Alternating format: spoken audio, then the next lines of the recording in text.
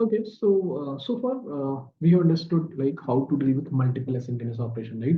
How to chain one promise after another, right? Now, this is something we call chaining of promises in JavaScript, right? We call it promise chaining, right? Because you are chaining one promise after another, right? So if we have a similar kind of requirement, you want to execute one async operation after another, we can use like this, right? We create a promise, we consume it, and inside the then function of a promise, we return another promise, and then we can consume it again.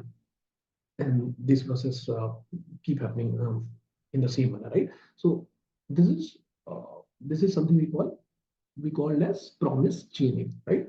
Okay, so now let's take a quick recap and see uh, what what what what the things we have learned so far, right?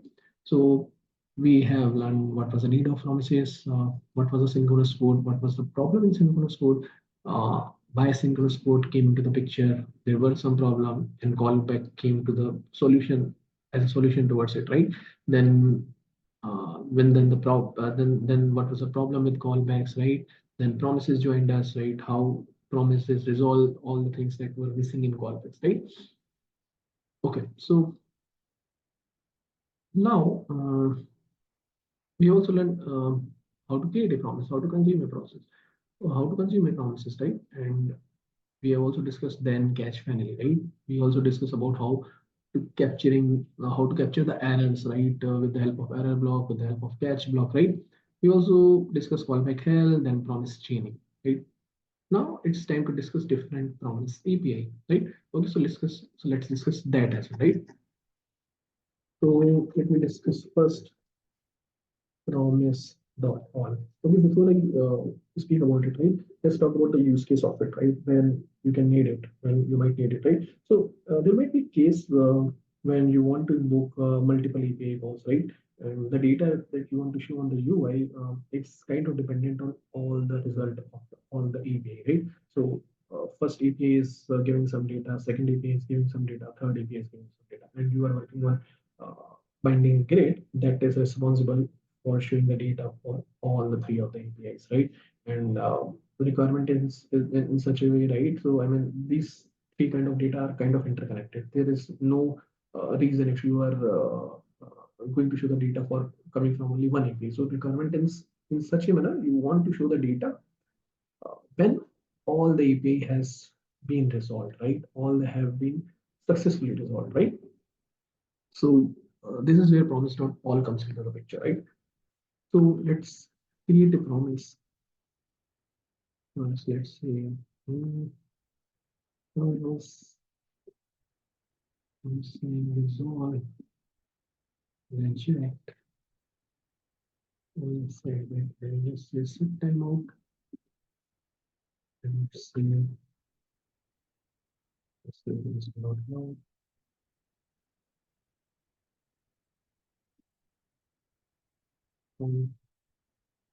Resolve. Let this submit. Just do the copy paste.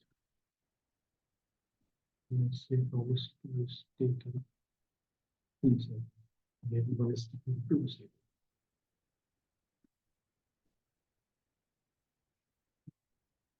Promise 2, promise 3. Now, I want to ensure all my API, if I'm getting result from all the API have been resolved, then probably need to make use of promise.all. So in this way, promise 1, what promise.all do? It will accept the array of promises, right? What will the API that you're going to get the data from? Promise. Then data. Let's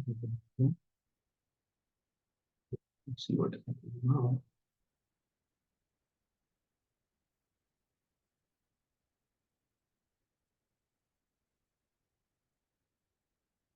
Promise 1.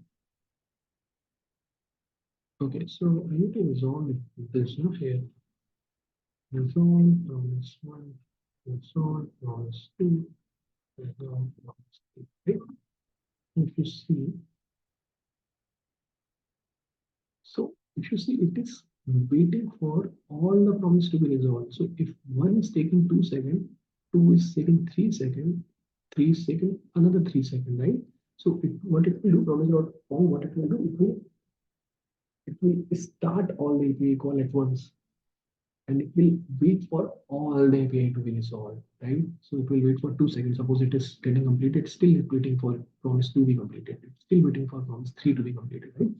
So the job of promise.all is to wait for all the API. It will start all the API first, and it will wait for all the API to be resolved. And once it has the data for all the APIs, it will return an array of the output from all the APIs, right? If you see, what was the output of this async operation? This string.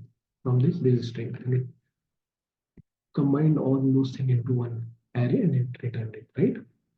Now what happens if one of the API fail, right? Now it's rejected.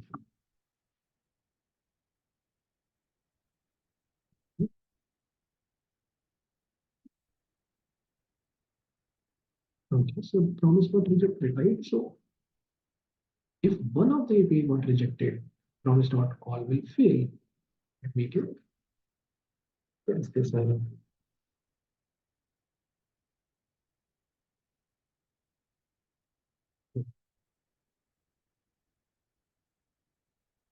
Got it? Promise one rejected, right? So you're getting me right. So promise.all will will probably initiate all the calls at once and will wait for each and every call to be resolved. If any of the call fail in between, it will fail. Promise.all will fail, right? So you can think of a case, right, when as I told you, your grid is kind of your grid functionality to show the data from all the APIs. If any API is not working, there is no point of showing the data in the grid. So in that scenario, you can use this promise.all, right? If any of the APIs failing, you can just show the error in the grid saying that something wrong happened, right, in that grid, because you are willing to show the data on the grid when all the API are successful, right? This is the use case of promise.all, right? Okay, just give me a second. I'll just drink some water.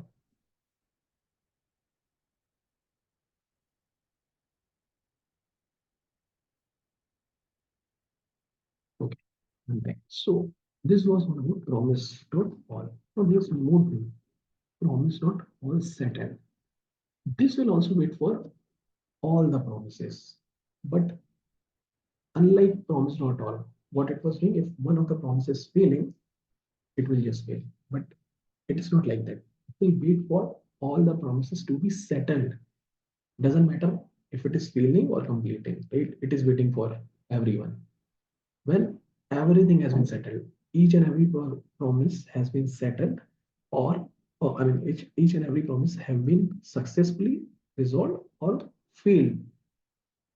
This promise.all settle will ensure the status of each and every promise, whether it has been resolved or rejected. We wait for each and every API. But unlike promise.all, it was what it was happening, right? Promise.all was, if one of the API was failing, it was just failing. But in promise.all settle, as the name says, it will wait for each and every promise to settle. When I say settle, it will wait for whether it's going to be resolved or reject, right? If I just say promise.all settle, you see what it will do.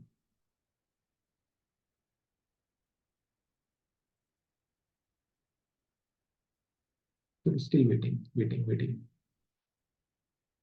And then it is giving you the status of each and every API, right?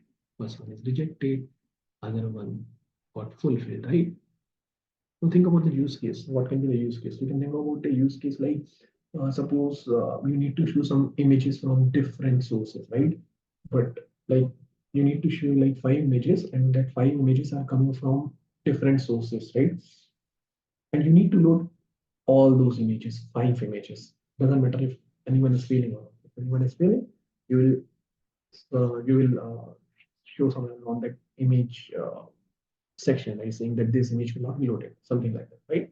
In that case, you can use promise.AllSettled, because you need to ensure, you need to show the status for each and every image. This is where promise.AllSettled comes into the picture. Now, another is promise.race. What is promise.race? As as the name suggests, promise.race. Uh, like if there are three promises, right? As the name suggests, all promises are racing, and as soon as first promise is settled, right? And if I'm saying settle, as soon as first promise is settled, it is going to be resolved or it is going to be rejected. It will return that promise value. It will return the output of that promise value, right? So suppose this first promise getting rejected within 1 second. It won't wait for other promise to happen, right? Let's say if I just say promise.race, let's see what happens. Okay, I'll just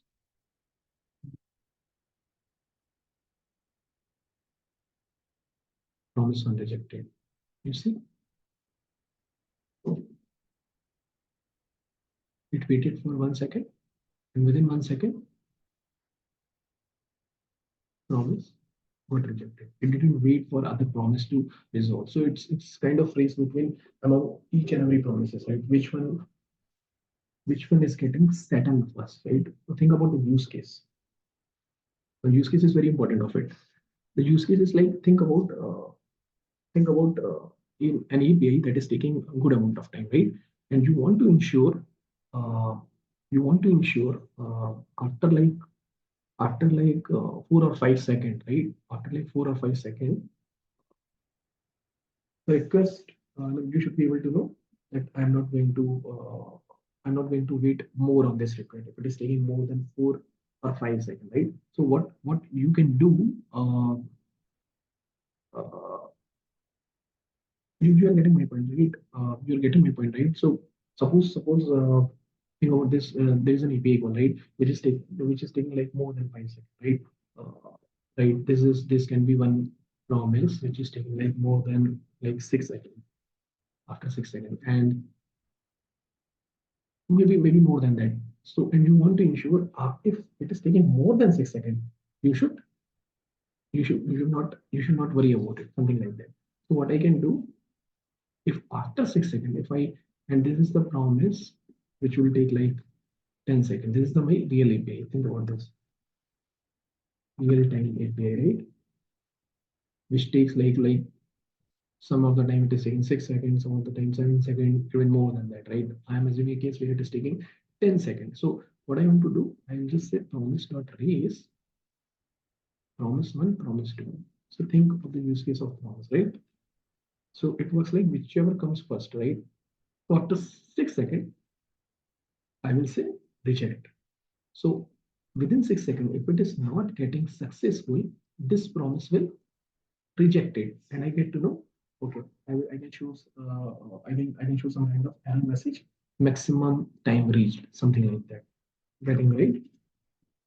Maximum time reached.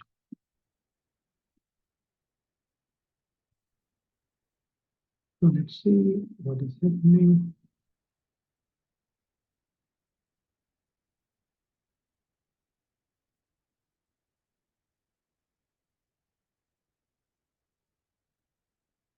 After 6 seconds, it will reject it. Let's wait for 6 seconds then. Maybe extra time, I guess.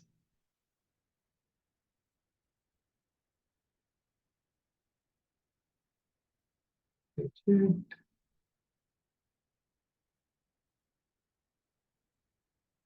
Okay, after 6 seconds, it is getting rejected.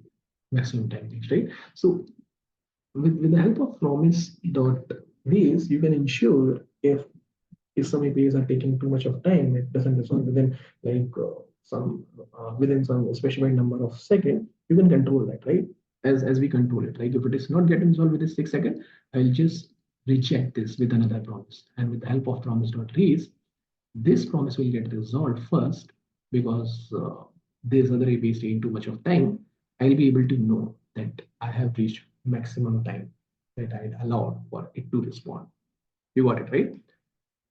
Now, other thing is promise.any. Let me know if you still have any confusion around it, right? Other thing is promise.any.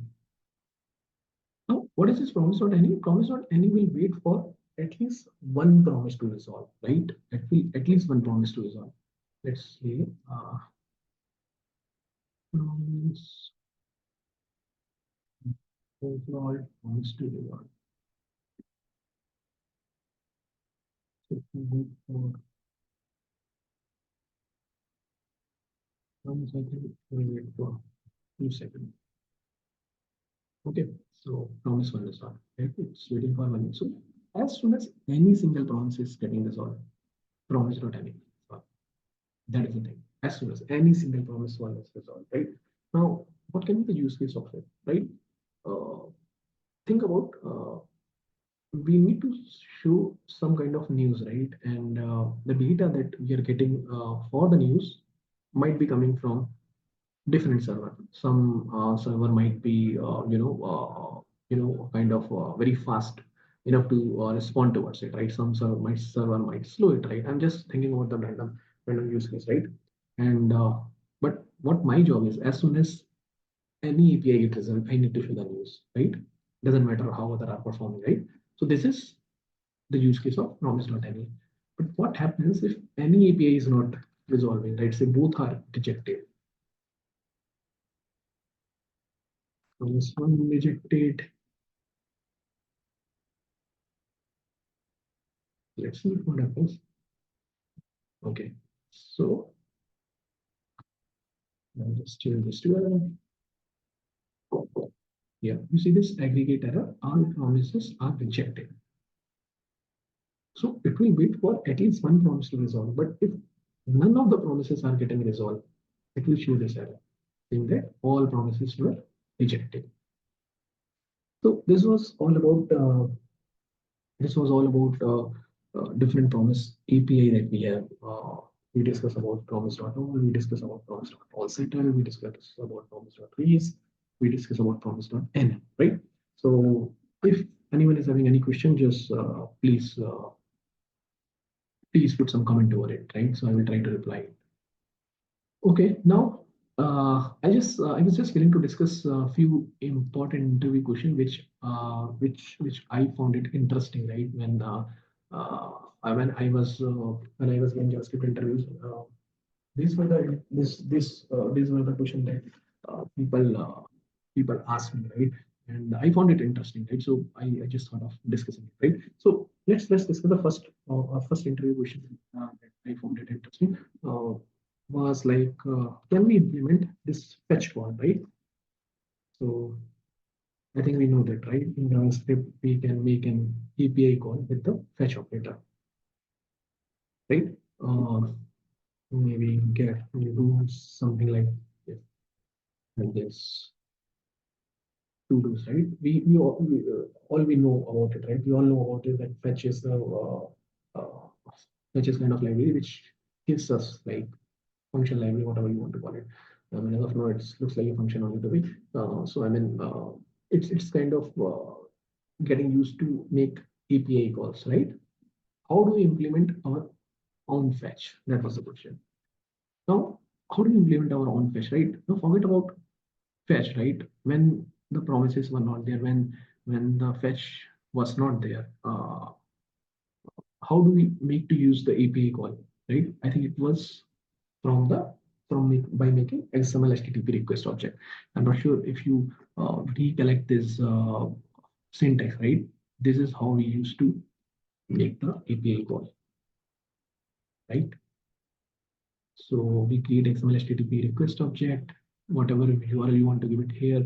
That is a dummy API call from the JSON placeholder. I'm getting it.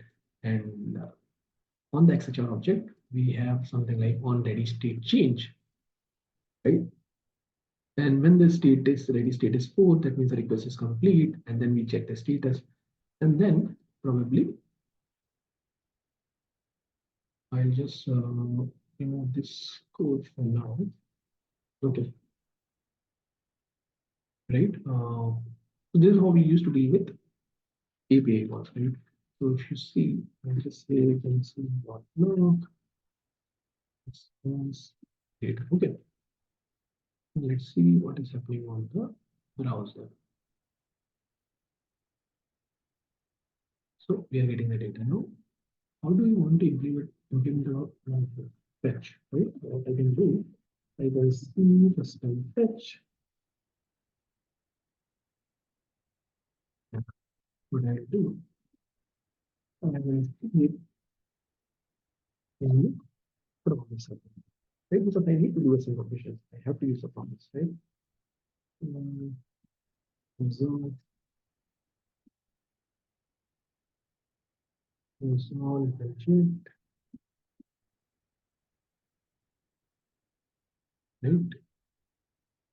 And then when I'm getting the response from server, I just say, call this response and basically resolve function with response data, response data, right? And this URL, I can basically first use the fetch. Now I can pass this URL, sorry, I can pass this URL as a parameter, right? And just say URL, right? And I can just say then data, and I can just print URL data. I just remove the console.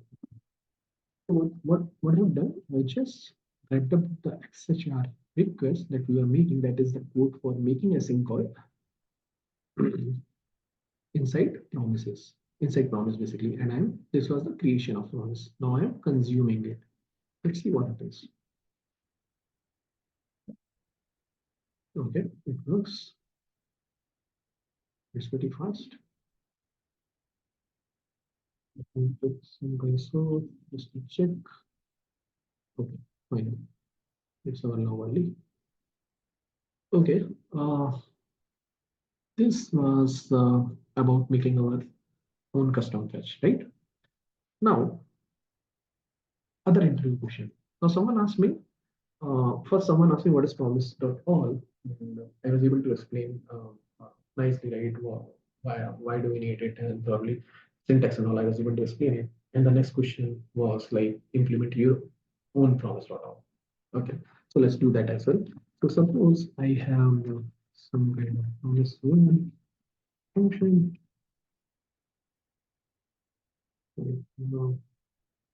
Or maybe I won't do function.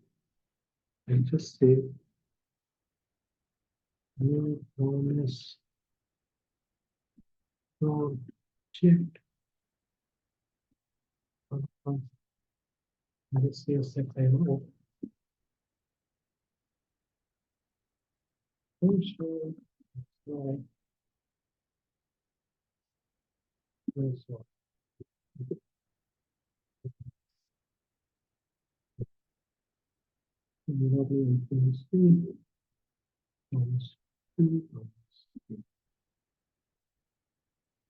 Which can be saved somewhere. Promise 3. Okay, let's make the timer as 3 and 2. Right? Okay, now let's try to write our own custom promise.all. Okay, so how does promise.all look like? So it's like promise.all, something like that. And here we pass some kind of promise array, and then we do that, right? So first of all, I need to write a function. I will say my promise on, right? Okay. Now what it should accept, it should accept an array of promises, right? So I will say promise array. Now what I need to do, I need to iterate the promise array right? This will become my promise, and I need to execute this promise function, right? This will be my promise, and I will execute this promise. When I will execute it, I will consume and have then function, right? And then I can get the data of this promise. I need to collect some data into some array. If you remember the output of the promise.all, when we try to consume it, it was giving us some kind of array, right? Which was having result of all the output from all the API calls, right?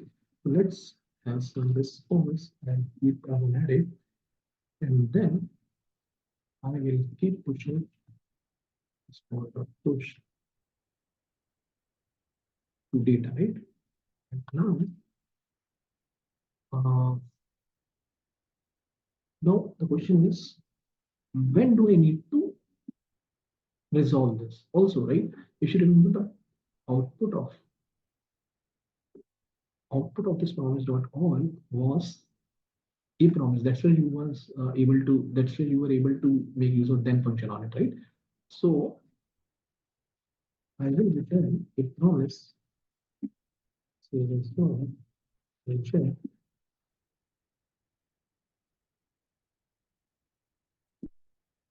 right? Um,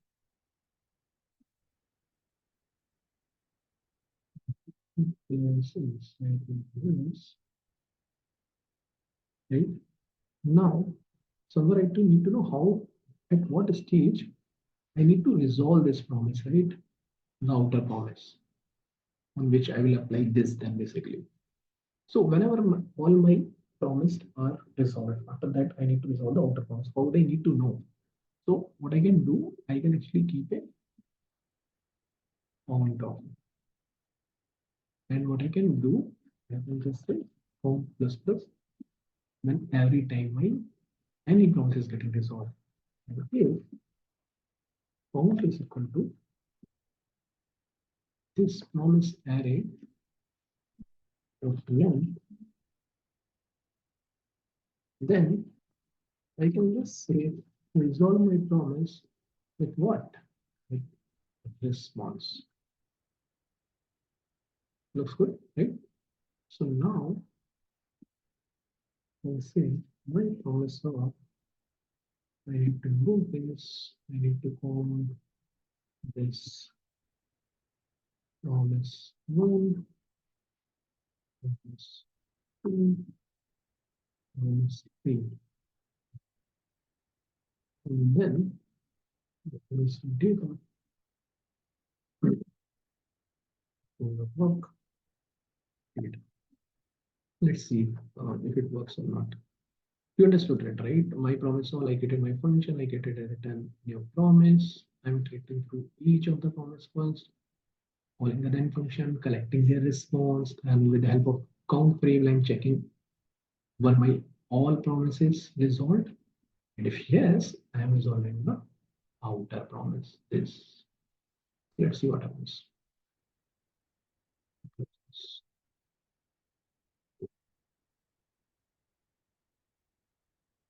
Promise to is defined.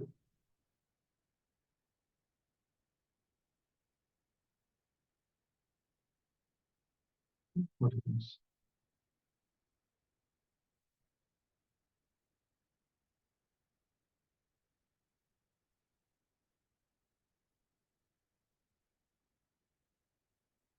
Promise is not a function. What is that?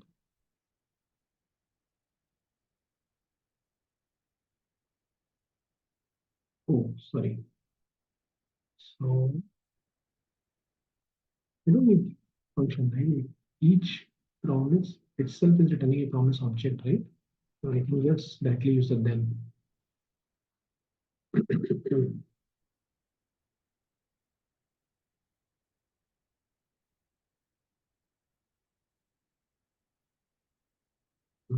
Assignment to constant variable.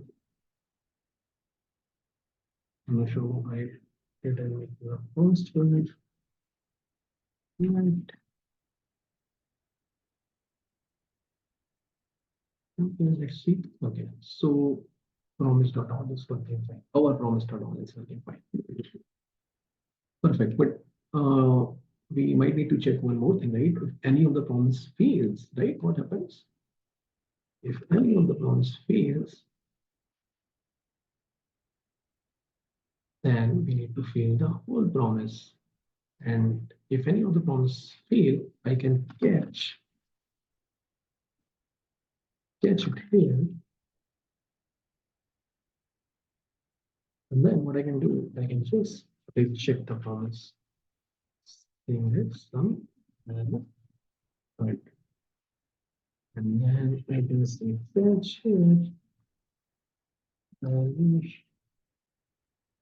Let's see as well. No. Okay,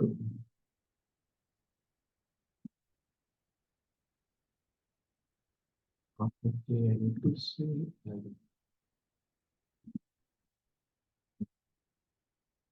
Let's see what happens.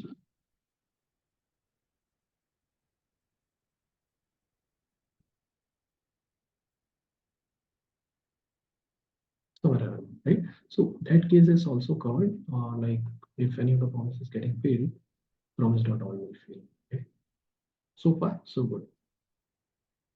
Okay, so now the third question that is kind of interesting that was also discussed in one of the interviews that I gave was like suppose it's like we have an API call that is like take good amount of time and what we are willing to implement is if it is uh, like if it is taking more time or probably getting failed.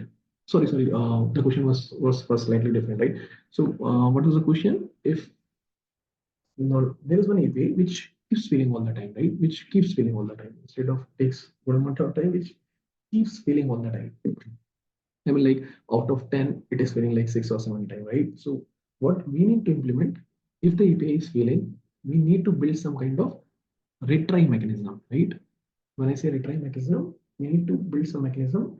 If if the API is failing, we'll try one more time, right? If again it is failing, we'll try one more time. So your function should be smart enough to build that retry mechanism for an API can. And we also need to pass how many time we need to retry, right? It's like how many time we need to retry,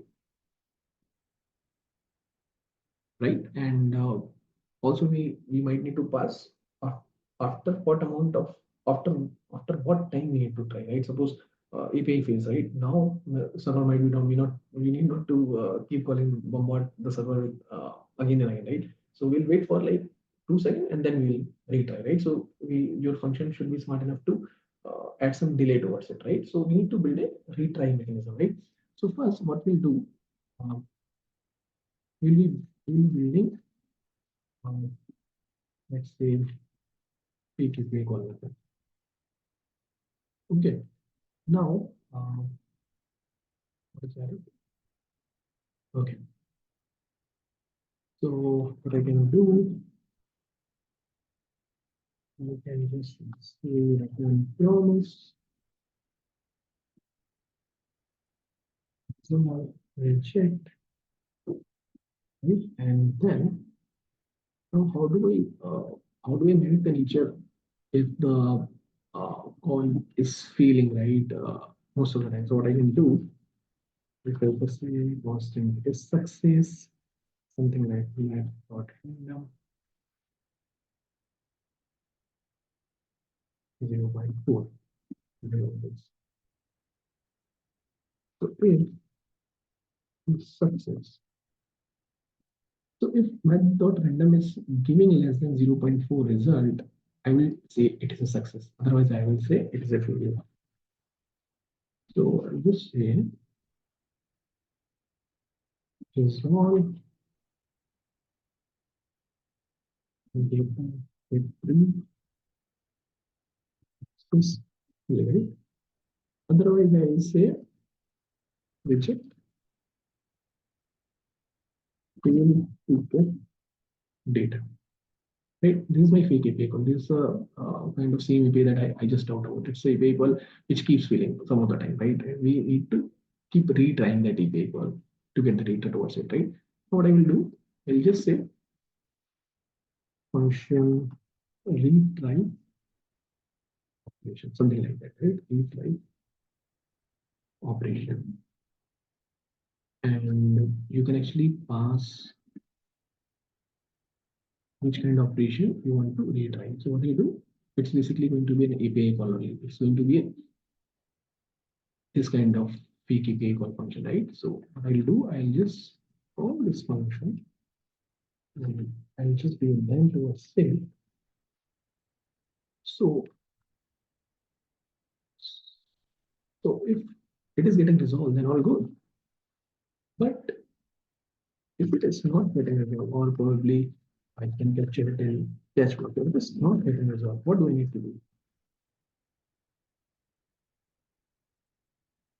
If it is not getting resolved, right, then I need to retry this whole thing, right?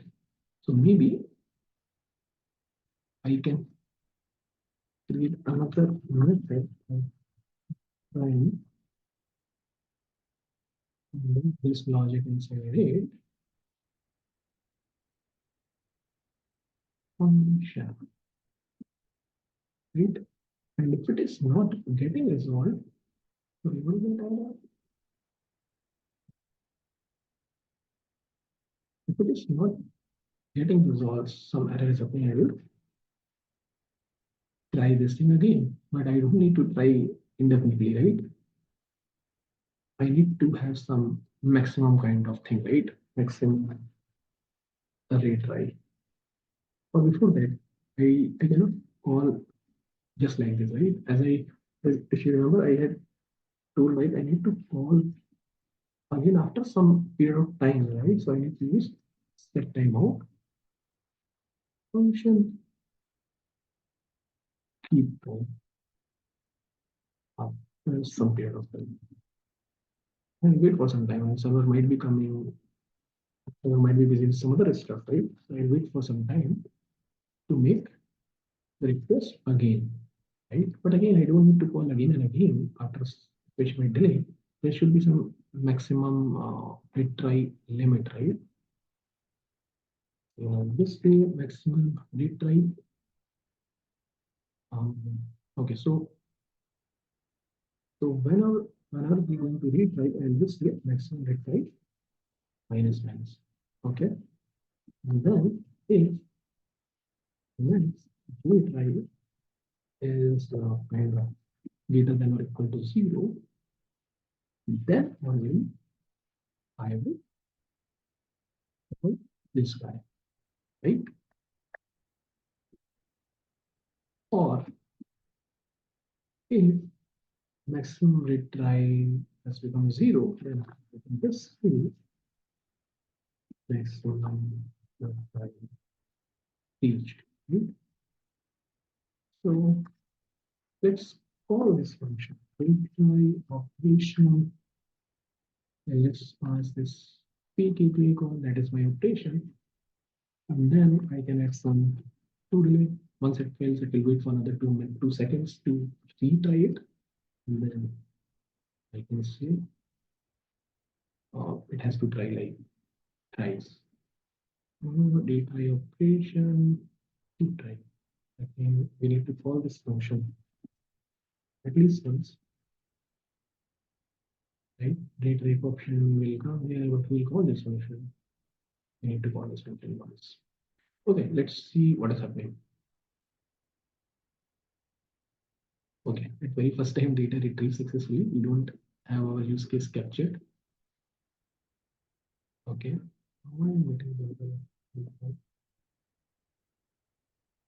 Data retrieved successfully. Okay, so maybe I should put some logs here. That is getting failed. And just say instead of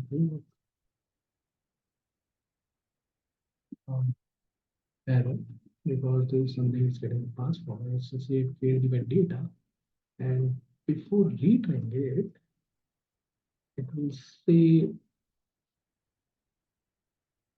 so it will say retry. So look, retry. Okay. Now let's see what happens.